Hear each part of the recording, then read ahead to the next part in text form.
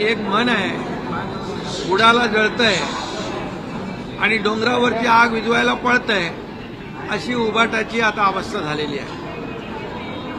खरं म्हणजे विद्यार्थ्यांचं जे आंदोलन, सोनम वांगचुक यांचं जे आंदोलन आहे, एकंदरीत जेव्हा जेव्हा सरकारच्या विरोधामध्ये अशा प्रकारची आंदोलनं जे लोक करतात त्यांना मात्र यांचा पाठिंबा असतो. ते नेहमी उबाटाचे लोक आठवण करून देतात, श्रीलंकेमध्ये हे झालं, नेपाळमध्ये हे झालं, लोक रस्त्यावर उतरली, आणखी कुठंतरी श्रीलंका झालं, नेपाळ झालं, बांगलादेश झालं, अशी मुद्दामून आठवण करून देण्याचं काम हे उबाटा करताय. आणि आता त्यांना वाटतंय की हे जे काय आंदोलन जे सुरू आहे देशव्यापी, त्यामध्ये आपली पोळी कशी भाजून घेता येईल अशा प्रकारचं खालच्या थराचं राजकारण करण्याचा हेतू त्यांचा आहे. म्हणजे देशामध्ये आणि राज्यामध्ये अराजकता कशी पसरेल, कायदा सुव्यवस्था कशी बिघडेल आणि लोक रस्त्यावर येऊन आंदोलनं कशी करतील, अशा भ्रमामध्ये ही सगळी मंडळी आहेत. खरं म्हणजे बांगलादेश असेल, श्रीलंका असेल, नेपाळ असेल, तिथली आर्थिक परिस्थिती रसातळाला गेली होती. तिथं अर्थव्यवस्था कोलमडून गेली होती, लोकांचे खाण्याचे बांधे झाले होते. परंतु या देशामध्ये प्रधानमंत्री मोदी साहेबांच्या नेतृत्वाखाली हा देश पुढे जातोय, आर्थिक व्यवस्था वाढतीये, आर्थिक महासत्तेकडे वाटचाल आपला देश करतोय. जवळपास 80,000 लोकांना मोफत अन्नधान्य देण्याचं काम या ठिकाणी होतंय. 32 कोटी लोकांना दारिद्र्य रेषेच्या वर आणण्याचं काम देशाने केलंय. त्यामुळे हा फरक आहे. इतर देशामध्ये झालेलं अराजकता पसरलेली ती या देशामध्ये किंबहुना या राज्यामध्ये परिस्थिती उलटी आहे. आणि म्हणूनच 2014 पूर्वीचं आपण पहा की यूपीए काँग्रेस सरकारच्या काळात झालेले भ्रष्टाचार, झालेले मोठे मोठे स्कॅम हे या देशातल्या युवकांनी पाहिलेले आहेत. आणि म्हणून 2014 नंतर या देशातला युवा वर्ग हा प्रधानमंत्री मोदीजींच्या सोबत आहे, आजपर्यंत आहे. 2014 नंतर झालेली देशाची प्रगती तो युवा पाहतोय. मिळणाऱ्या हाताला नोकऱ्या, मिळणारं काम हा युवक पाहतोय.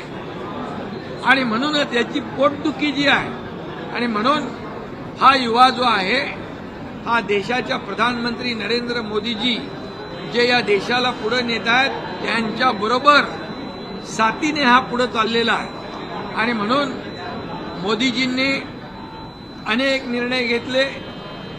युवक, गरीब, शेतकरी, महिला हे 4-5 वर्ग जे आहेत, या वर्गांना न्याय देण्यासाठी अनेक योजना सुरू केलेल्या आहेत. त्यामुळे हे जे काही यांच्या मनामध्ये आहे की देशामध्ये अराजकता पसरली पाहिजे, देशामध्ये कायदा सुव्यवस्था बिघडली पाहिजे, आणि म्हणून हे जे काय आहे हे लोकांना प्रोवोक करण्याचं काम, भडकवण्याचं काम या ठिकाणी करतायत. परंतु त्यांच्या प्रयत्नांना यश कधीच येणार नाही. कारण हा देश, या देशाला एक संस्कृती आहे, या राज्याला एक संस्कृती आहे, आपल्या परंपरा आहे. आणि म्हणूनच हा केविलवाना प्रयत्न आहे. का जाऊन तिकडे बसत नाही त्यांच्याबरोबर? का घरातूनच तुम लढो हम कपडा संभालते, नेहमी बाहेरून पाठिंबा, आमचा इथून पाठिंबा. ते दिल्लीला जात नाही म्हणतात, जिथं आहे तिथून पाठिंबा द्यायचा असं म्हणतात. जाणार का म्हणून विचारलं दिल्लीला त्यांना. मग मी तेच सांगतो, तुम लढो हम कपडा संभालते, अशा प्रकारची परिस्थिती आहे. आणि म्हणून मगाशी मन सांगितली, बुडाला जळतंय आणि डोंगरावरची आग विझवायला पळते, अशी उभाट्याची परिस्थिती निर्माण झालेली आहे. त्यांना काही कळत नाही की कधी काय आंदोलन करायचं.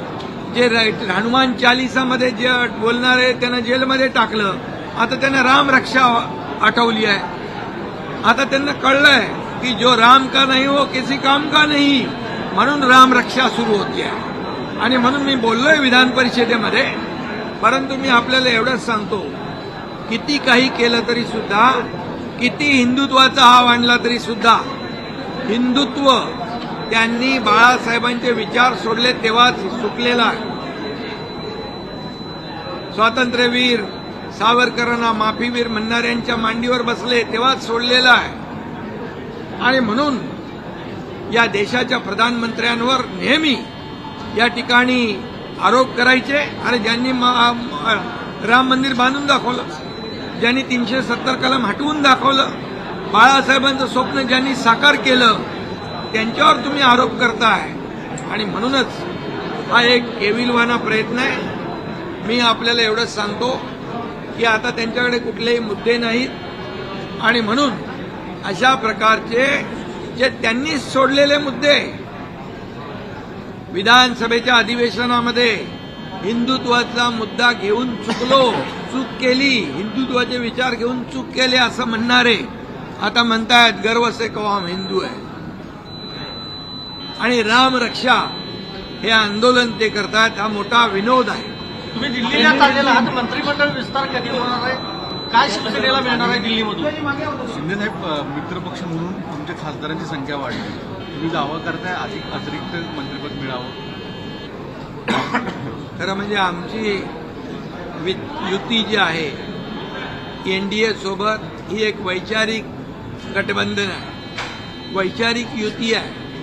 ही आमची खुर्चीसाठी सत्तेसाठी झालेली युती नाही आहे.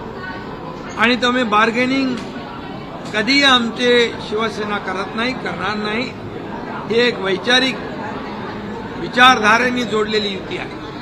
आणि त्यामुळे एनडीएला मजबूत करण्याचं काम आम्ही करू. आपल्याकडे जे 6 खासदार आहेत त्यांना पत्र लिहिलेलं आहे अरविंद सावंत यांनी, आणि त्यामध्ये म्हटलेलं आहे की आपलाही जो मूळ पक्ष आहे तो झालेला, तुम्ही कशी काय निवेदनाचा आवाज निर्माण करताय, त्या संदर्भात सर्व 6 खासदारांना तिने पत्र दिलं. त्या पत्राला केराची टोपली आमच्या खासदारांनी दाखवलेली आहे. त्यांच्या पत्राला विचारतो कोण? लोकशाहीमध्ये नियमाप्रमाणे 2/3 मेजॉरिटीला महत्व आहे.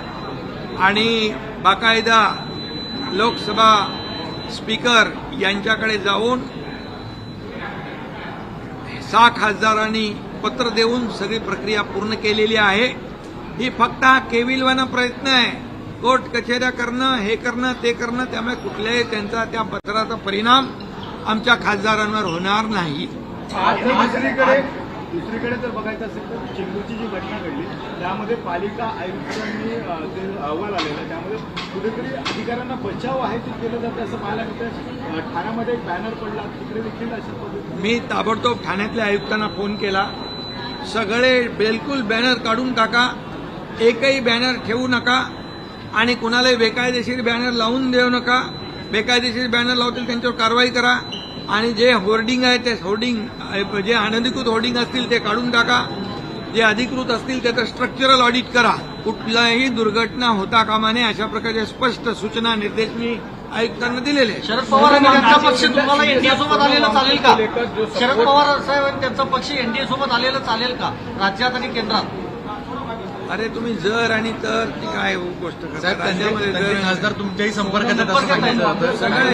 सगळे उपमुख्यमंत्री मी आहे, ते माझ्याकडे येतात, मुख्यमंत्र्यांकडे येतात, कामं घेऊन येतात. त्याच्यामध्ये काय आहे?